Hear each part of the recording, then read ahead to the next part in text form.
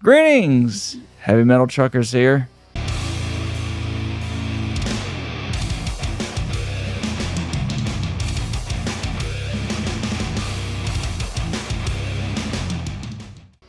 So in these videos, we tend to take a listen to some metal, and we give some honest thoughts about it. It could be very simple, or it could be an in-depth analysis that we end up putting on fancy glasses for. Who the fuck knows? But in today's video, we are going to take another trip around the world, and we are taking a trip to South Korea via Doppler. And this group is called Madman's Esprit. I hope I'm saying that correctly. And this track is Please Stop Loving Me. Just fucking quit. So now, I'm going to say this much. I don't normally do this, but I really don't know what to expect here because I don't either. The style that they have mentioned is very contradicting because it's depressive, suicidal, and pop. Let's get into it. Okay, so that again, because you said all that whenever I was trying to do the switcheroo. Oh, sorry. So it says they're also inspired by Visual Kai, which is more of a look than a sound, but still. Yeah, I figured as much. Makes me think they're probably influenced by Duran Gray some. Anyway, all right, go ahead. That's very possible. Please stop loving me.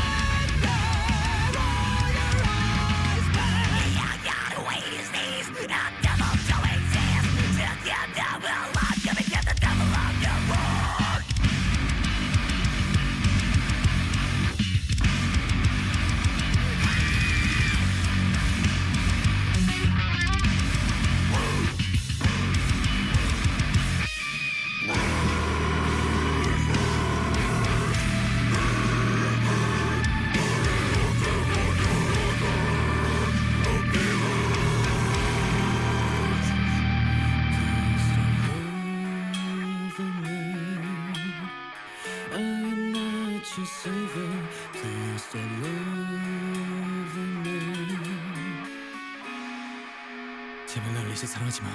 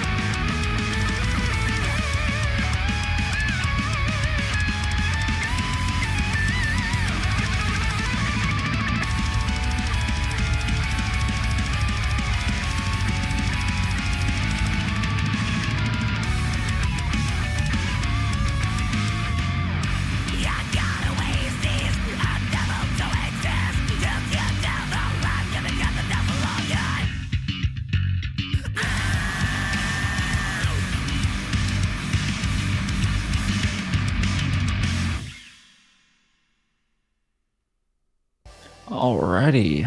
So what do we all think? That was interesting. That's one word to describe it. It definitely had a bunch of different feels to it. I can definitely feel a Duran Gray influence there. There were parts of that even remind me of Kim Dracula, weirdly enough.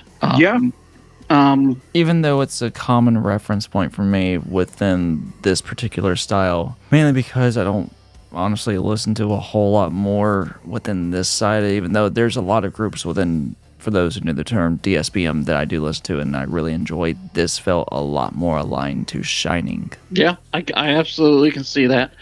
I even felt a little Kokeshi in there at times. I don't know if it quite had the emotion that Kokeshi gets through, but it... No, at least not on this one. Yeah. But yeah, good point. It's not to say some of the other stuff doesn't. But for the most part, I actually enjoyed this because it was different. It was kind of all over the place, but in a good way for me. Cohesively. That's where I kind of got... Cohesively chaotic. Right. That's where I kind of... Yeah. You know, and it went into a bunch of different... They even did like a little, almost like jazzy section, and then it moved on. That's where I was kind of getting the Kim Dracula stuff from. You know, and he had this one harsh vocal he did. He actually did several different kinds of harshes, but there was one particularly that I really enjoyed. It was the one where it kind of had a little bit of a raspiness to it almost. It almost sounded like a possessed style vocal almost. It wasn't really deep. It was more... Was it more along the lines of what Kyo would do with the just the outburst of screams? Kinda. Was it the like higher octave? he did it. It was a little higher, but it wasn't super high. It wasn't like the really high one. It was to where like he did it. Instrumentals broke away, and then it was just him. Sometimes, like he did do screams with it, but there was also some word parts that he did with it, which is actually where I enjoyed it the most, where it came through the most. I don't know. I'd almost have to show you that exact point in the song that I'm talking about, but I enjoyed that. His cleans are excellent. Oh, Excuse me. Yeah, no, I actually really enjoyed this. I would definitely be curious to hear more from them to get a better idea of what they sound like overall. But no, I actually quite enjoyed that. It was different. It was unusual to an extent. Yeah. And I like the, as you say, strange, dark, and mysterious. That thing. Yeah, yeah, and the organized chaos of it, I guess. Yes. Okay. That was really different. Damn sure chaotic. I was mesmerized by the dude's ability to go from the really harsh high scream to like almost a clean vocal without like... How many times have we shown like Duran Gray? Once. We covered Duran Gray on here. They did their album. Oh yeah, that's true. I'm talking about the old school Duran Gray. I'm not sure if he's been... Oh yeah. Yeah, no, because that's exactly what Duran Gray used to do. Yeah, but I mean, it was like the transition between those, like you got to have really good control on your voice, and he needs to see older Duran Gray because Kyo even live will do that at the flip of a switch. You know, and it's funny you say that because that brought up another band that they reminded me of, at least a specific song from this band. It's the band Merging Moon. Oh yeah, and their song Gray, and the chick who's the vocalist for that group, she does the same thing. She'll go from these ridiculously high growls to these really ridiculously low growls to cleans in just like a snap of a finger. Almost And I'm forgot like, about Jesus them until Christ. you mentioned it. Yeah, to me, I've said it. I've said it back then. I'll say it today. I still think she's one of the best female harsh vocalists out there. Mm-hmm. But anyway, tangent aside, go ahead. Yeah. But yeah, no, like vocalist is like really on point with her vocals, hands down. Like flip of a switch, very good control. Absolutely loved every second of that. Really mesmerizing, honestly. I think it's a dude, actually. Yeah, it is. It's a guy. Vocalist. And apparently, Yeah, the vocalist. you said she. Yeah. You did say, you might have not realized, but you did. Yeah. But It might have been apparently, because of what he was saying, but I anyways. don't know. with the visual Kai thing, it's a very easy thing to confuse. It can be, absolutely. But apparently this started as a solo project of his, but now Did it's it like a really? full group. But yeah, that's what it said. Started as a solo project, and then eventually he brought in the other people. So yeah. Matter of fact, when it was a solo project, did not have this name. One of the guys that came into the band suggested the band's name. Anywho, sorry, tangents again. Put your ADD on a fucking leash. God damn. I know, right? But no, the bass was also just really on point as well. You'll get that a lot with Japanese. Yeah, I get. Well, this is Korean, but yes, same difference. All of Asian, this- how's that? Yes, thank you. Yeah, Oh my Oriental. God. Don't slaughter me. Yeah, no, I absolutely enjoyed all of this. I would really be intrigued to hear another one or something. Yeah. Just to see what else they've got. Remind me, were they doing They were doing vocals in their native tongue, correct? Or mostly? I think both. I think they were both. doing Okay, some both. English in there too. Yeah, because I think it was both. A lot of English. because I was trying to. Apparently, Mhm. apparently he does vocals in Korean, Japanese, English, and German. Apparently in his music. Goddamn, dude, get it? I know, right? Anyway, go ahead. So Quadlingual. maybe more than bilingual. Wait, how many languages? It's a quadlingual. There's 4. It was Korean, English, Japanese, and German. Get a 5th one in there. You'll be polyglot, my dude.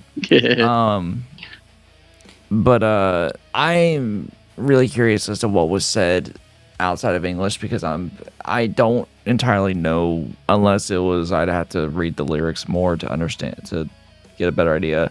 I'm wondering where the suicidal depressive aspect comes from in their categorizing. Most of what I saw just in the video, unless it was literally just the unless the it was some visuals rather than the vocals, but unless the vocals themselves had something within it. Yeah, because the visuals were not along the DS spectrum, at least from what I saw. But I'd argue some. I mean, there was some blood in there.